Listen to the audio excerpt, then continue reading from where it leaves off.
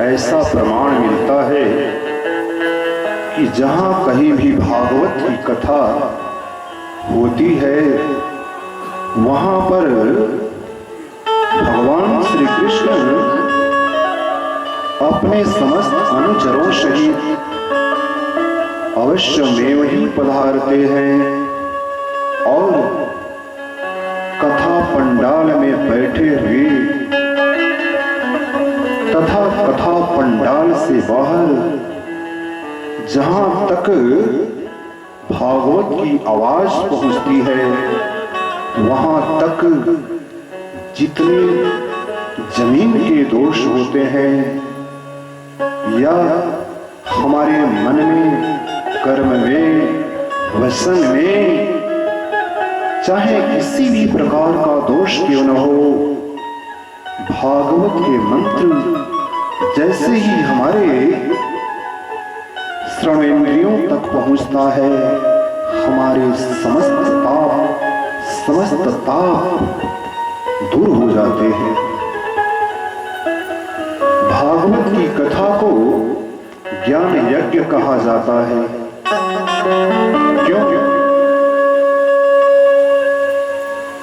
इसलिए कहा जाता है कि भगवान श्री हरि श्री कृष्ण स्वयं समस्त वेद पुराण, वेदांत, गीता, जितने संसार के ग्रंथ हैं समस्त ग्रंथों के रूप में भगवान श्री हरि श्री कृष्ण स्वयं विराजमान होते हैं और इस व्यास पीठ के माध्यम से वे स्वयं कथावाचक ही वही बनते हैं और आप तमाम श्रद्धालुओं के रूप में स्वयं वही कथा का श्रवण करते हैं।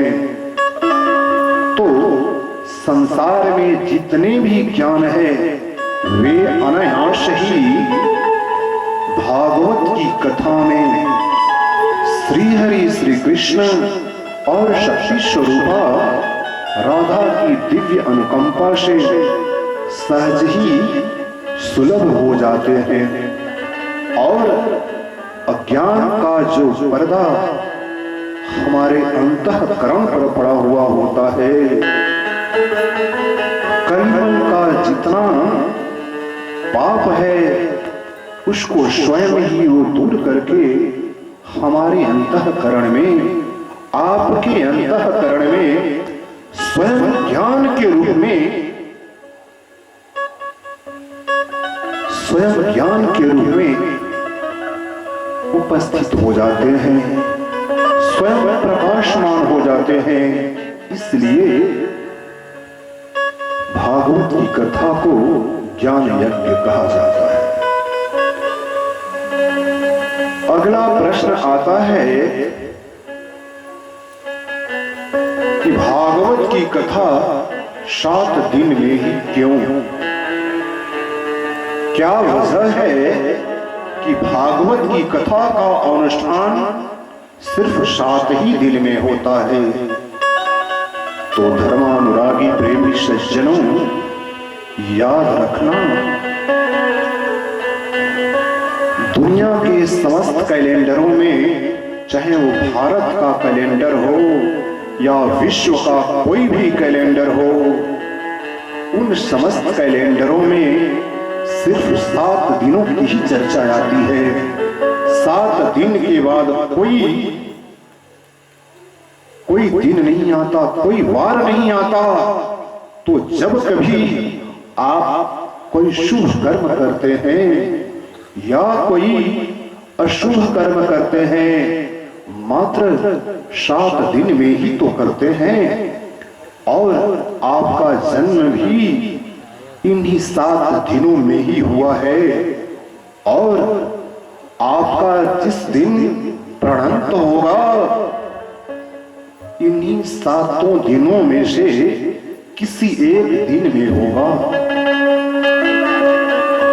दूसरा तो विचित्र कारण बताया गया भागवत की कथा का 7 दिन में होने का कारण, हमारे शरीर में सप्त ग्रंथियां बताई गई हैं और एक एक दिन की कथा से एक एक गांठ मतलब एक एक विकार दूर हो जाते हैं और प्रभु की प्रेरणा से 7 दिन की कथा होते होते आपका अंतःकरण बिल्कुल निर्मल हो जाता है। तो इसलिए भागवत की कथा सिर्फ 7 दिन में ही होती है। तो कल की कथा में भक्ति ज्ञान और वैराग्य के कष्ट की निवृत्ति हुई। उसके बाद प्रेत योनि को प्राप्त हुए धुंधकारी को मोक्ष की प्राप्ति हुई और जब उसे मोक्ष की प्राप्ति हुई तो एक दिव्य विमान आया और जब दिव्य विमान आया तो गोकर्ण जी महाराज ने जो भागवत की कथा धुंधकारी को सुनाई थी, गोकर्ण जी महाराज ने भगवान के पार्षदों से प्रश्न किया, ठहरिए, यहां कथा का श्रवण समस्त ग्रामवासियों ने किया और विमान सिर्फ एक के लिए आया। यह तो अन्याय है, ऐसा नहीं होना चाहिए। हमने शास्त्रों में पढ़ा है, ऋषियों मनुष्यों से सुना है कि भगवान के यहाँ अन्याय नहीं होता, फिर ये अन्याय क्यों, ये विषमता क्यों? विमान आना चाहिए था तो सिर्फ और सिर्फ धुंधकारी के लिए ही नहीं, बल्कि जितने भगवान के भक्तों ने, जितने नर नारियों ने भागवत की कथा का श्रवण किया, सबके लिए विमान आना चाहिए था। धर्मानुरागी प्रेमी सज्जनों, भगवान के पार्षदों ने जो गोकर्ण जी महाराज को जवाब दिया, बड़ा ही विचित्र।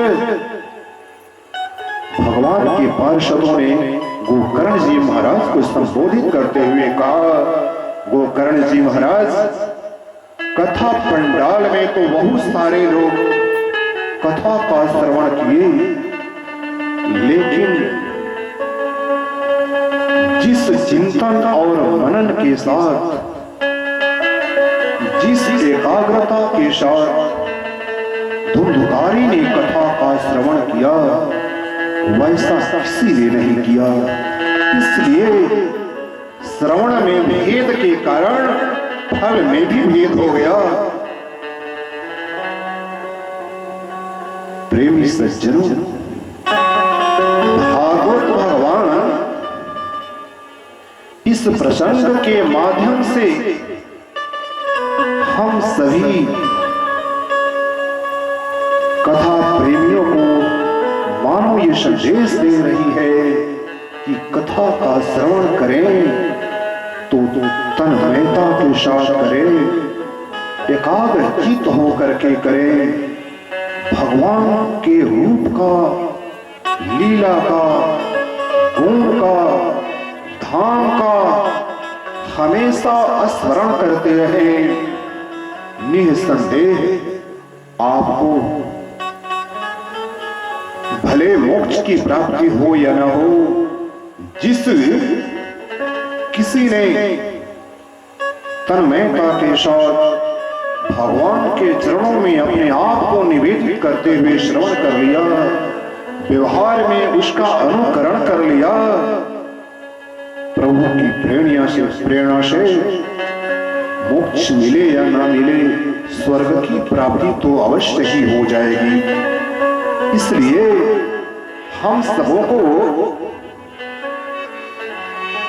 कथा का श्रवण बिल्कुल एकाग्रचित होकर के भगवान के चरणों में अपने आप को समर्पित करते हुए करना चाहिए।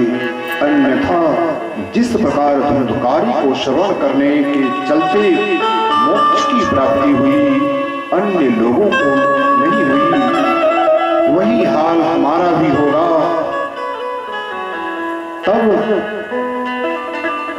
गोकर्ण जी महाराज ने शपथ लिया, मैं शपथ लेता हूं अगली बार जब कथा करूंगा समस्त नगरवासियों सहित पशु पक्षी जितने जीव हैं इस नगर में सबको मोक्ष की प्राप्ति कराऊंगा। इसी संकल्प के साथ पुनः एक बार गोकर्ण जी महाराज ने भागवत की कथा का अनुष्ठान किया और पहले ही सभी कथा प्रेमियों से निवेदन किए, एक बार तो आप लोग चुक गए, इस बार मत चुकना। एकाग्रचित्त होकर के भगवान की कथा का श्रवण करना वही हुआ।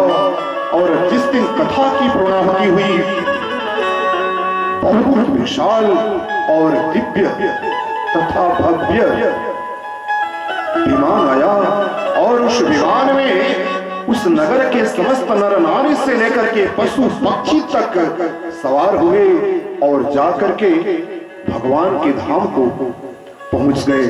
प्रेम से बोलिए भागवत भगवान की जय। जय जय श्री राधे, जय जय श्री राधे, जय जय श्री राधे। उसके बाद इतनी कथा बीत जाने के बाद अब व्यास जी मंगलाचरण कर रहे हैं। गौर करने की बात, इतनी कथा बीत गई, अभी तक व्यास जी मंगलाचरण ही नहीं किए। क्यों?